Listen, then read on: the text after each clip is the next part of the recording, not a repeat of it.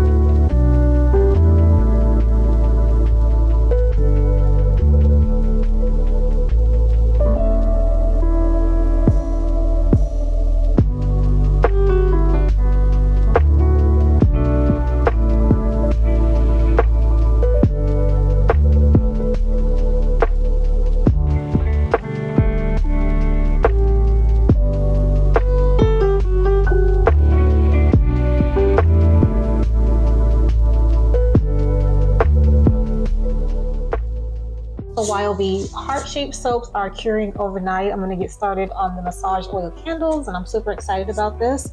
I'm going to be using this Eco Soya wax that I got from Candle Science. I think this particular one is being discontinued, so I might have gotten one of the last bags.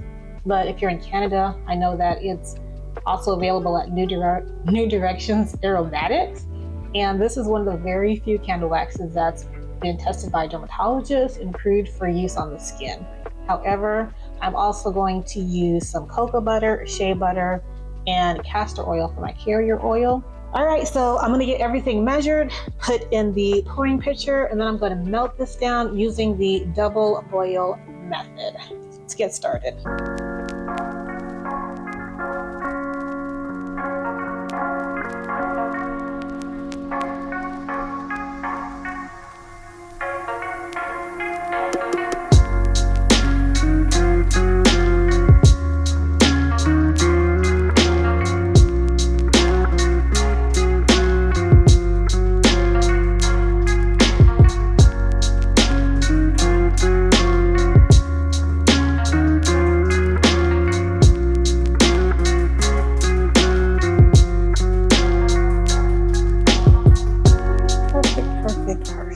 While everything is melting down, I'm gonna prepare my tea lights. I've got these tea light wicks, they're really itty bitty. And here's my tea lights that I also ordered from Candle Science, and some small wick stickers that I have from Candle Science. I ordered these a long time ago. When I say a long time ago, I mean 2022. And I didn't even realize they were for tea lights until just recently. So that turned out. Ooh. And I plan on making 12 Valentine's Day gift sets. And each one of those gift sets is going to have 3 tea lights in there. So that would be 36 total tea lights. However, when I did my recipe, I purposely made enough ingredients for 39 tea lights, just in case. Well, 1, because I want to test it. And 2, I've never actually made tea lights before. So I wasn't 100% sure about when I fill them up and the wax begins to solidify and shrink, how high that was going to be. So I always feel like it's better to have more than not enough. So do you all focus on holiday or seasonal products or no? I really haven't done any holiday releases, holidays specific to like Valentine's Day or 4th of July, things of that nature. I did do a fall collection, and that fall collection had body soaps and sugar scrubs, and it went really well. I actually ended up making another batch of sugar scrubs and body soaps because they sold so well, and I released them early enough that I had time to make another batch, and I had time for that batch to cure. So that was really awesome. I got very busy during the holiday season, so I was not able to do a holiday product release. When I say holiday, I'm pertaining to the Christmas season, if you celebrate Christmas or whichever holiday you celebrate during that time. I was a little sad at first, but I was still able to sell my everyday products at these events. I had a lot of Christmas soap ideas in my head that I was excited about trying. But since I didn't try them, I was a little bit sad. I really do want to prepare better next year. So I think I'm gonna give myself a lot more time than I did this go around. I think a 3-month advanced window may be better. It takes those 4 to 6 weeks to cure.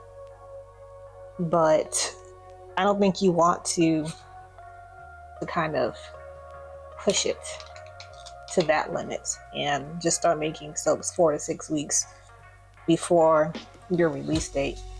So I think you'll be rushing. I don't think, unless this is a soap that you make every fall or every holiday season, every spring, it takes time for a product release. You want to think of nice colors, designs, if you have specific packaging, and it might very well take longer than 4 to 6 weeks to prepare all that.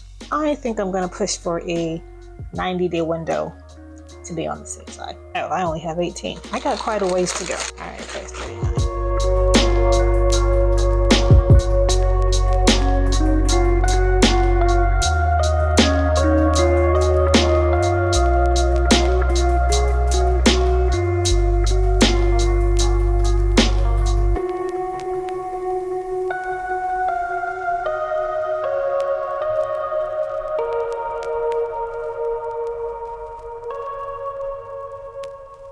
And here are all my tea lights with the wicks in them. Everything's melted down. I'm going to add my fragrance oil. And we're just gonna keep stirring. I love that fragrance oil. This fragrance oil I use in my sugar scrubs, one of my emulsified body butters. And I've also used it in the past when I first started making candles. And my candles, oh my gosh. It smells so good. Customers love it. I've got to get candles back on my website. I'm sorry, I've been neglecting you candle lovers out there. That's how I actually started, was by making candles and wax melts. I did really good, and then I just kind of ventured off into the bath and body section, and it got really busy with me making things, and I just kind of neglected my candles. So now that I have help, I think I can focus a little bit more of my time on making candles again. All right, I'm gonna give you guys a better view and enjoy this montage of my candle pouring.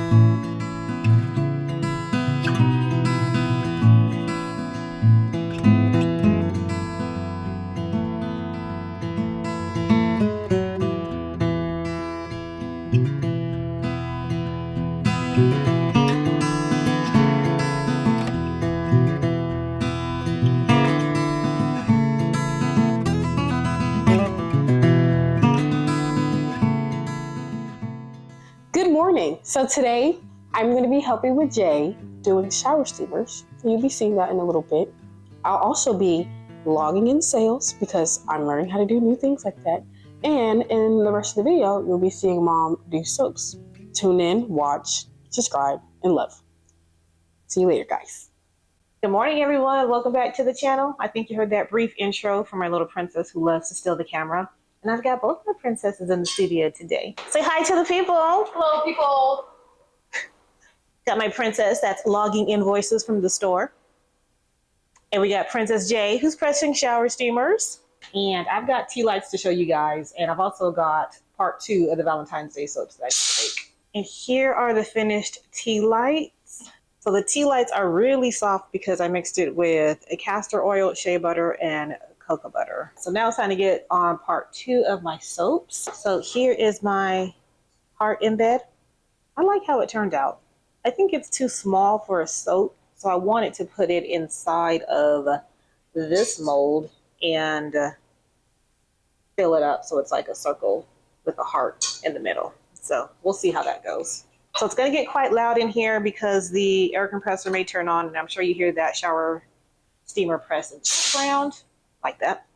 So I'm just going to melt down my oils and prepare my lye solution and start making part 2 of the Valentine's Day soap.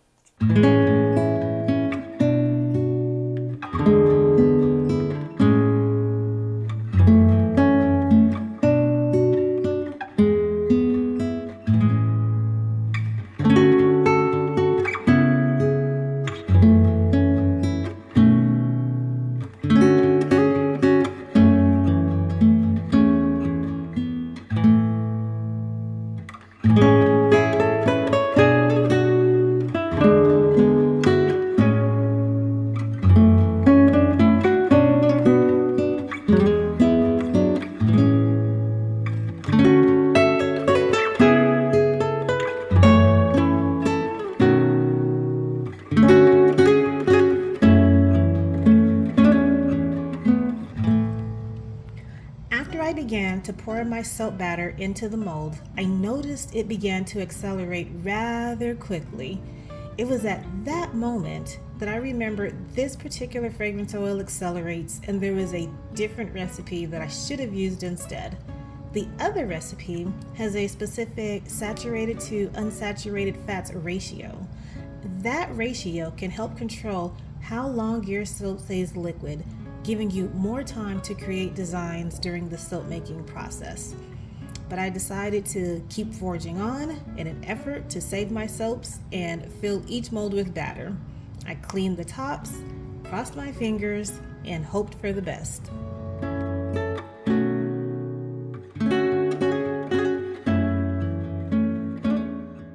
My hypothesis was correct, and my soaps did not turn out the way that I had imagined. The batter had solidified too quickly, and I wasn't able to ensure the bottom of the mold was filled. This led to having big gaps and spaces around the heart embeds, and Princess J told me not to give up, try again, and Mason suggested naming them Heart in the Clouds or Lighthearted. Let me know what you all think. Should I try and sell these soaps and maybe rebrand them? And this is the soap that I poured first. It's okay, but there's still some gaps at the top.